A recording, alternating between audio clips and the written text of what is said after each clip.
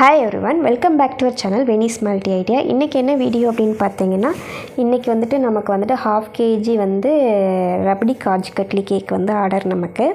So அதை தான் வந்து நம்ம இப்போ ப்ரிப்பேர் பண்ண போகிறோம். இதுக்கு நான் வந்து பார்த்திங்கன்னா ரபடி ரெடி பண்ணிக்கிட்டேன்.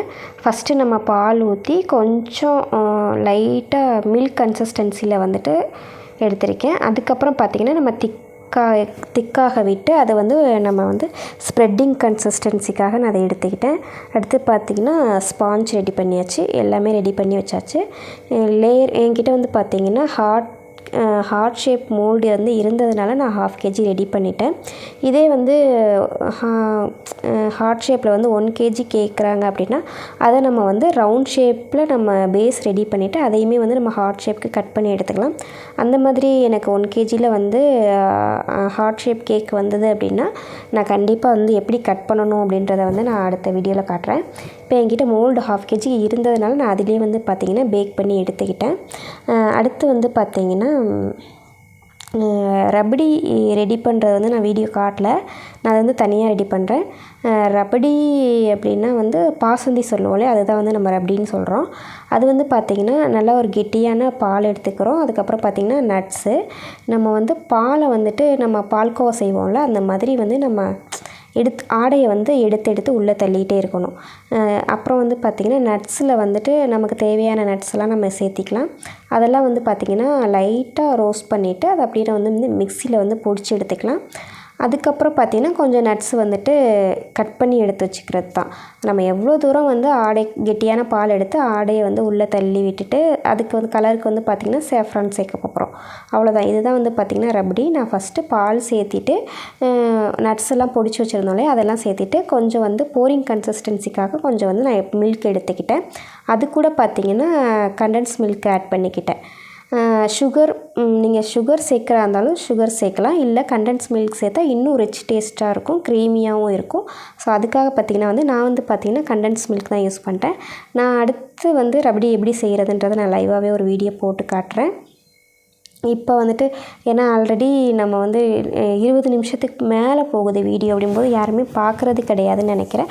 ஸோ அதனால் வந்து நான் இந்த வீடியோ ரொம்பவே ஷார்ட்டாக எடுத்துகிட்டேன். நிறைய ஸ்பீடு கூட போட்டு வச்சுருக்கேன் வீடியோவில். இல்லை உங்களுக்கு டீட்டெயில்டாக வேணும் வீடியோ அப்படின்னு கேட்டிங்கனாலும் கமெண்டில் சொல்லுங்கள். நான் லாஸ்ட் வீடியோவில் சொல்லியிருந்தேன் இந்த மாதிரியான வீடியோ உங்களுக்கு வேணும்னா கமெண்டில் சொல்லுங்கன்னு. எனக்கு கமெண்ட் வந்திருந்தது. அது எனக்கு கொஞ்சம் மோட்டிவாக இருந்தது அடுத்த வீடியோ பண்ணுறதுக்கு. இப்போ பார்த்திங்கன்னா நான் ஃபஸ்ட்டு பேஸ் எடுத்து வச்சுட்டு அதுக்கு மேலே வந்து பார்த்திங்கன்னா போரிங் கன்சிஸ்டன்சி மில்க் எடுத்துக்கிட்டேன். அதுக்கப்புறம் பார்த்திங்கன்னா காஜு கட்லி வந்து எடுத்து வச்சுக்கிட்டேன்.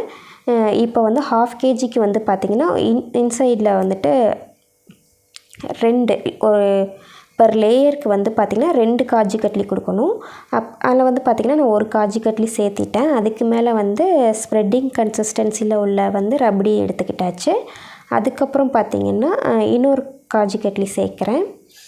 அதே மாதிரி பார்த்திங்கன்னா நம்ம 3 லேயருமே வந்து பார்த்திங்கன்னா செட் பண்ணி எடுத்துக்கலாம். நீங்கள் வந்து ஃப்ரிட்ஜுக்குள்ளே ரபடி காஜு கட்லி இருந்தது அப்படின்னா நீங்கள் செய்ய போகிறதுக்கு முன்னாடி ஒரு 1/2 an hourக்கு முன்னாடி வந்துட்டு நீங்கள் காஜு கட்லி வந்து வெளியில் எடுத்துக்கலாம். இல்லாட்டினா ரொம்பவே ஹார்டாக இருக்கும். அது வந்து பார்த்திங்கன்னா சாப்பிட்றதுக்குமே வந்து கொஞ்சம் ஹார்டாக தெரியும்.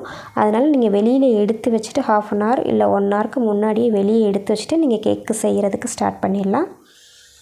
நான் இதுக்கு முன்னாடி சொல்லியிருந்தேன் இல்லையா வீடியோவில், இப்போ நம்ம 3 லேயர் கட் பண்ணிங்கன்னா நீங்கள் எப்படி லேயர் கட் பண்ணுறீங்களோ அதே மாதிரி தான் வந்து நீங்கள் அரேஞ்ச் பண்ணணும். அப்போ தான் வந்து பார்த்திங்கன்னா கேக் வந்துட்டு மேலும் கீழே இல்லாமல் அன்ஈவனாக இல்லாமல் ஈவனாக இருக்கும். அதுக்கப்புறம் பார்த்திங்கன்னா இன்னும் கொஞ்சம் வந்து நம்ம மில்க் சேர்த்திக்கலாம். இப்போ பார்த்திங்கன்னா பேஸில் வந்து நம்ம வெனிலா ஸ்பாஞ்சில் வந்து நம்ம வந்து மில்க்கு சேர்க்கும்போது அந்த மில்க்கு வந்து சூடாக இல்லாமல் பார்த்துக்கோங்க. அப்படி சூடாக இருந்துச்சுன்னா எப்படி சொல்கிறது, அல்வா கன்சிஸ்டன்சியில் ஆகிடும். அதனால் நல்லா கூல் டவுன் பண்ணிவிட்டு தான் நீங்கள் வந்து சேர்க்கணும். அதே மாதிரி நீங்கள் ரபடி சேர்க்கும் போது நல்லா கூல் டவுன் பண்ணிவிட்டு தான் நீங்கள் வந்து ஸ்பாஞ்ச் மேலே அப்ளை பண்ணணும். அதுக்கப்புறம் பார்த்திங்கன்னா செகண்ட் லேயர் அதே அந்த வெனிலா பேஸில் வந்துட்டு அந்த மில்க் வந்து எல்லா இடத்துலையும் படுற மாதிரி சேர்த்திக்கோங்க. ஏன்னா ஒரு பக்கம் வந்து ட்ரையாகவும் ஒரு பக்கம் வந்து வெட்டாக இருக்கும். அதை வந்து கரெக்டாக பார்த்து சேர்த்திக்கோங்க. அதிகமாகவும் இருக்கக்கூடாது, ரொம்ப கம்மியாகவும் இருக்கக்கூடாது. கவனமாக பார்த்து சேர்த்திக்கோங்க. நீங்கள் காஜு கட்லிக்கும் வந்து சுகர் சிரப்பு வந்து ஆட் பண்ணலாம். அது வந்து வேறு மாதிரியான டேஸ்ட்டாக இருக்கும். நீங்கள் இந்த மாதிரி ரபடியில் பண்ணும்போது இன்னும் ரிச் டேஸ்ட்டாக இருக்கும். உங்களுக்கு நம்ம சேர்க்குற பொருளை வச்சே நீங்கள் வந்து கெஸ் பண்ண முடியும் அது எந்தளவுக்கு டேஸ்ட்டாக இருக்கும் அப்படின்றத. என்கிட்ட பார்த்திங்கன்னா அதிகமாக ஃபாஸ்ட் மூவிங்கில் உள்ள கேக் எது அப்படின்னு கேட்டிங்கன்னா ரபடி காஜு கட்லி தான். என்கிட்ட மாதத்துக்கு பார்த்திங்கன்னா ஒரு 4 கேக்காவது வெளியே போயிடும்.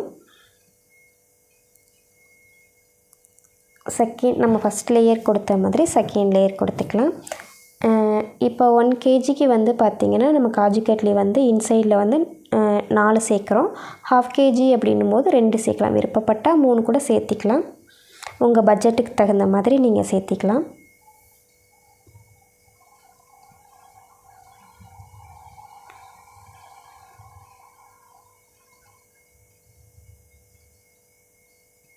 லாஸ்ட் வீடியோவில் சொன்ன அதே மெத்தடு தான். இப்போ நம்ம விப்பிங் க்ரீம் எடுக்கிறோம் அப்படின்னா 1/2 kgக்கு எவ்வளோன்னா 250 ml கப்பில் வந்து 1 கப் எடுத்தால் கரெக்டாக இருக்கும். அதுவுமே பார்த்திங்கன்னா கஸ்டமர் வந்து க்ரீம் அதிகமாக வேணும் அப்படின்னு கேட்டால் 250 ml கப்பு கரெக்டாக இருக்கும். இதுவே கம்மியானா அதில் கம்மியாக சேர்த்தா கூட போதும். அதுக்கப்புறம் பார்த்திங்கன்னா நம்ம விப்பிங் க்ரீம் அப்ளை பண்ண போகிறோம். இதுக்கு பார்த்திங்கன்னா நம்ம நார்மலாக வெறும் விப்பிங் க்ரீம் மட்டும் எடுக்காமல் அது கூட கொஞ்சம் ரபடி, அது கூட வந்து க்ரஷ் பண்ணி காஜு கட்லி போட்டு அதை நல்லா மிக்ஸ் பண்ணிவிட்டு நம்ம கோட்டிங் கொடுக்கலாம். நார்மல் க்ரீம் கொடுக்குறதுக்கும் இந்த மாதிரி மிக்ஸிங் கொடுத்து நம்ம சேர்க்கும்போது இன்னும் டேஸ்ட்டாக இருக்கும்.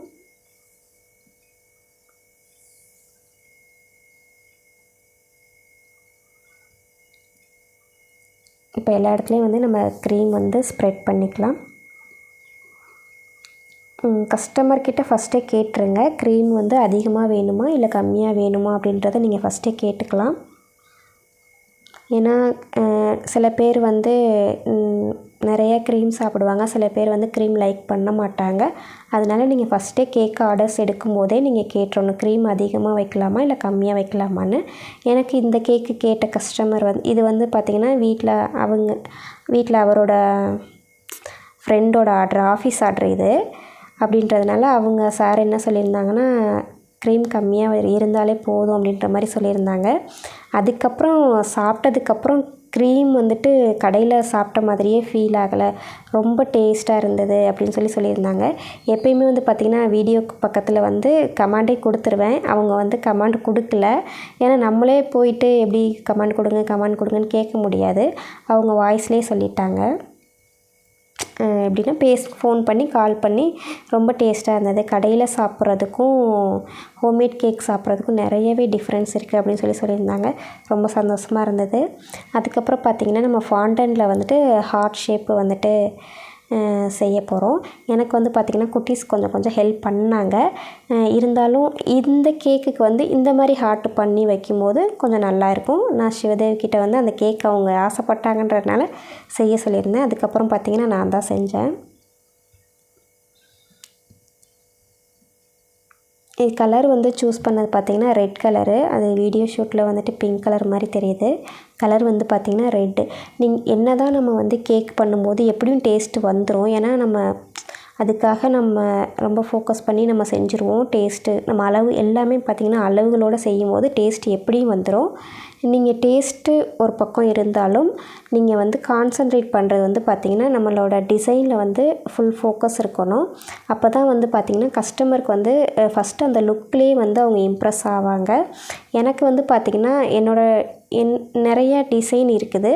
என்கிட்ட காரணம் என்ன ஆர்டர்ஸ் வரணும், நான் யூனிக் டிசைன் கொடுக்குறேன்னு சொல்லி தான் என்கிட்ட நிறைய பேர் சொல்லியிருக்காங்க. நல்லாயிருக்கு, டிசைன் சூப்பராக இருக்குது, அதே மாதிரி கேக்கும் சூப்பராக இருக்குங்க அப்படின்னு சொல்லுவாங்க. அது ரொம்பவே ஹாப்பி எனக்கு. நீங்கள் அதை தான் நான் உங்கள்கிட்ட என்ன சொல்கிறேன் அப்படின்னா, நீங்கள் டிசைன் வந்துட்டு ஃபுல்லாக கான்சன்ட்ரேட் பண்ணுங்கள். எனக்கு சொல்லி கொடுக்கும்போதே அவங்க அதை தான் சொன்னாங்க. எப்படியும் டேஸ்ட்டு வந்துடும், ஏன்னா நம்ம எல்லாமே குவான்டிட்டிலாம் பார்த்திங்கன்னா நம்ம அளவுகளோடு பண்ணும்போது அது கரெக்டாக வந்துடும், டேஸ்ட்டு கண்டிப்பாக வந்துடும். உங்களோட ஃபோக்கஸ் வந்து டிசைனில் மட்டும்தான் இருக்கணும் அப்படின்னு சொல்லுவாங்க. அதே மாதிரி நீங்கள் நாளே வந்து கெஸ் பண்ணிடுங்க, இந்த டிசைன் கொடுக்க போகிறோம் அப்படின்னு சொல்லிவிட்டு நீங்கள் வந்து ஒரு ஒரு ஒரு செட்டிங்கில் வந்துடுங்க. அப்போ தான் வந்து நமக்கு பண்ணும்போது டக்குன்னு வரும். நான் வந்து பார்த்திங்கன்னா மோஸ்ட்லி நான் வந்து ரவுண்ட் ஷேப் தான் பண்ணியிருக்கேன் ரபடி காஜு கட்லி. இந்த தடவை தான் பார்த்திங்கன்னா ஹார்ட் ஷேப்பில் எனக்கு ஆர்டர் வந்தது. அவங்க ஒய்ஃபுக்கு வந்து பர்த்டேன்னு சொல்லி கேட்டிருந்தாங்க, அதனால் ஹார்ட் ஷேப்பில் கேட்டிருந்ததுனால நான் இது பண்ணியிருந்தேன். இதுவே பார்த்திங்கன்னா எனக்கு ஒரு ஐடியாவே இல்லாமல் தான் நான் பண்ணேன். சரி நார்மலாக எப்பயும் கொடுக்குற மாதிரி கொடுத்துடலான்னு. இது வந்து பார்த்திங்கன்னா சடனாக யோசித்து சடனாக பண்ண ஒரு கேக்கும் கூட, டிசைனும் கூட. ஃபைனலில் பாருங்கள் எப்படி டிசைன் எப்படி கொடுத்துருக்கேன், எப்படி அவுட்புட் வந்திருக்கு அப்படின்றத கமெண்ட்டில் சொல்லுங்கள். இப்போ வந்து பார்த்திங்கன்னா எனக்கு எப்பயுமே வந்து ஒரு கன்ஃபியூஷன் ஆகும். எப்படி வந்து காஜு கட்லி செட் பண்ணுறது அப்படின்னு, இப்படி வைக்கிறதா அப்படி வைக்கிறதான்றது அதையே நான் கொஞ்சம் நேரம் யோசிச்சுட்டே இருந்தேன். அதுக்கப்புறம் ஒரு வழியாக செட் பண்ணிட்டேன். எப்பயுமே எனக்கு கேக்கு செஞ்சால் இது எப்படி வைக்கலாம், இது இப்படி வச்சா இந்த மாதிரி வருமா, இப்படி வச்சா இந்த மாதிரி வருமா அப்படின்றது எனக்கு கொஞ்சம் கன்ஃபியூஸாக இருக்கும். அதுக்கப்புறம் பார்த்திங்கன்னா நான் பிஸ்தா எடுத்துக்கிட்டேன். பிஸ்தா வந்து க்ரஷ் பண்ணி அதை வந்து சைடில் வந்து டிசைன் கொடுத்துக்கிட்டேன். அதுக்கப்புறம் பார்த்திங்கன்னா ரோஸ் பெட்டல்ஸு, அதுக்கப்புறம் வந்து பார்த்திங்கன்னா கோல்டன் பால், அது வந்து பார்த்திங்கன்னா கொஞ்சம் பெருசு சின்னது அந்த மாதிரி எடுத்து சைடில் அரேஞ்ச் பண்ணிக்கிட்டேன். அதுக்கப்புறம் பார்த்திங்கன்னா ஃபாண்டன்ட்டில் பண்ண ஹார்ட் டிசைன் வந்து சைடில் கொடுத்தாச்சு. பெருசுலேருந்து சின்னது, மேலேருந்து பார்க்கும்போது சின்னதுலேருந்து பெருசு கொடுத்தாச்சு. அதுக்கப்புறம் பார்த்திங்கன்னா ஹார்ட்டில் வந்துட்டு ஒன் சைடு வியூ மட்டும் காஜு செட் பண்ணியிருக்கேன். இந்த பக்கம் பார்த்திங்கன்னா சுகர் பால்ஸ் செட் பண்ணியிருக்கேன். அதுக்கப்புறம் வந்து நடுவில் வந்து பிளாங்காக இருந்ததுனால என்ன பண்ணிட்டேன்னா 2 பட்டர்ஃப்ளை எடுத்து வச்சுக்கிட்டாச்சு. அதுக்கப்புறம் பார்த்திங்கன்னா கீழே வந்து ஃபாண்டனில் பிளஞ்சர் கட்டில் பண்ண ஆல்ஃபபெட் கட்டில் பண்ண வந்து நேம் எழுதியாச்சு.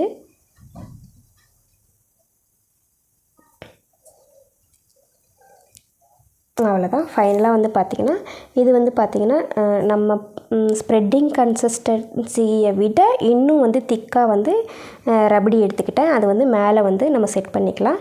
இதே வந்து நீங்கள் லிக்விடாக வைக்கும்போது கீழே வந்து மெல்ட் ஆக்கி கீழே வர்றதுக்கான வாய்ப்பு இருக்குது. அதனால் வந்து பார்த்திங்கன்னா நல்லா திக்காக எடுத்து மேலே வந்து ஒரு டிசைன் கொடுத்துக்கிட்டேன். இதே ரவுண்ட் ஷேப்பில் பண்ணும்போது நடுவில் நம்ம அப்படியே எடுத்து வச்சிடலாம். இதே ஹார்ட் ஷேப்பில் பண்ணுறதுனால நான் என்ன பண்ணிட்டேன்னா ஒன் சைடு மட்டும் நான் அந்த டிசைன் கொடுத்துருந்தேன்.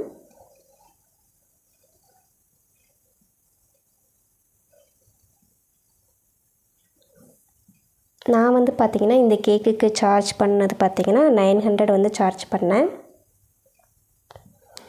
ஓகே, நீங்கள் எப்படி எவ்வளோ பொருள் உள்ளே சேர்க்குறீங்க, பட்ஜெட்டாக செய்கிறீங்களா அப்படின்றத நீங்கள் ஃபஸ்ட்டே சொல்லிவிடுங்க. நீங்கள் ப்ரைஸை ஃபஸ்ட்டு சொல்லிடுங்க, இவ்வளோ தான் ப்ரைஸ் அப்படின்னு. அவங்க இல்லை அதை விட கம்மி பண்ணாங்க அப்படின்னா நீங்கள் உள்ளே சேர்க்குற பொருளை வந்து நீங்கள் கம்மி பண்ணிக்கலாம். எப்பயுமே வந்து நான் சொல்கிறது என்னென்னா ஃபஸ்ட்டு நம்ம அமௌண்ட்டை பார்க்காம ரிச்சாகவே பண்ணி கொடுத்துருங்க. ஏன்னா அந்த கஸ்டமர் வந்து நம்மளை விட்டு வெளியே போக மாட்டாங்க, எப்படியும் நம்ம டேஸ்ட்டாக கொடுத்துருவோம். அதனால் நம்ம ப்ரைஸை வந்துட்டு நம்ம அட்ஜஸ்ட் பண்ணிவிட்டு நீங்கள் டேஸ்ட்டில் மட்டும் ஃபோக்கஸ் பண்ணிவிட்டு கொடுத்துருங்க. கண்டிப்பாக திரும்ப அந்த கஸ்டமர் வந்து உங்கள் கிட்டே வருவாங்க. அவ்வளோதான், நம்ம கேக் ரெடி பண்ணியாச்சு. இப்போ நம்ம அவுட்டோரில் போயிட்டு கொஞ்சம் ஃபோட்டோ எடுத்துக்கலான்னு சொல்லிட்டு நான் எடுத்துகிட்ருக்கேன். ஓகே, இந்த வீடியோ வந்து எப்படி இருக்குது அப்படின்றத சொல்லுங்கள். ஃபைனல் அவுட்புட் பார்த்திங்கன்னா எனக்கு இப்படி தான் வந்திருந்தது. டிசைன் எப்படி இருக்குது அப்படின்றத மறக்காமல் கமெண்ட்டில் சொல்லிடுங்க. ஓகே, இது வரைக்கும் நம்ம சேனலை சப்ஸ்கிரைப் பண்ணல அப்படின்னா சப்ஸ்கிரைப் பண்ணி சப்போர்ட் பண்ணுங்கள். நீங்கள் சப்ஸ்கிரைப் பண்ணாட்டினாலும் பரவாயில்ல, கண்டிப்பாக வீடியோக்கு லைக் கொடுத்துருங்க. நீங்கள் லைக் கொடுக்குறது மூலமாக சஜஷனில் அதிகமாக போகிறதுக்கான வாய்ப்பு இருக்குது. உங்களுக்கு இந்த வீடியோ வந்துட்டு யூஸ் இல்லைனாலும் பார்க்குற மற்றவங்களுக்கு யூஸ்ஃபுல்லாக இருக்கும்னு நினைக்கிறேன். Okay, thanks for watching.